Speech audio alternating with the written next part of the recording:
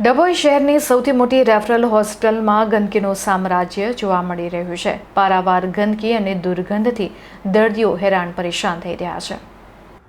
ડભોઈ સરકારી referral hospital Dabhoi તાલુકાની સૌથી મોટી હોસ્પિટલ છે, જ્યાં રોજના ખૂબ મોટી સંખ્યામાં દર્દીઓ આવતા હોય છે. જ્યાં દર્દીઓ સાજા થવા આવતા હોય ત્યાં જ ગંદકીનું સામ્રાજ્ય જોવા મળી રહ્યું છે. લીલને કારણે દુર્ગંધ મારે છે અને મચ્છરોનો પણ ઉપદ્રવ વધ્યો છે. હાલ હોસ્પિટલમાં 50થી વધુ અલગ અલગ દર્દીઓ કમળા, ઝાડા ઉલટી, તાવ, ટાઇફોઇડ તેમજ અલગ અલગ રોગના દર્દીઓ હાલ સારવાર લઈ રહ્યા છે.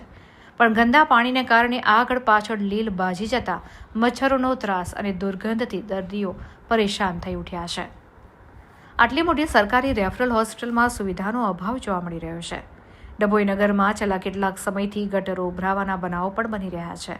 પીવાના પાણી પણ કેટલા વિસ્તારમાં ગંદુ પાણી આવતું હોય, જેને કારણે હાલ બીમારીના ખાટલાઓ જોવા મળી રહ્યા છે. હવે દર્દીઓ રાહ જોઈને બેઠા છે કે ક્યારે આ દુર્ગંધ અને ગંદા પાણીની લીલ જે દર્દીઓને છુટકારો અપાવશે.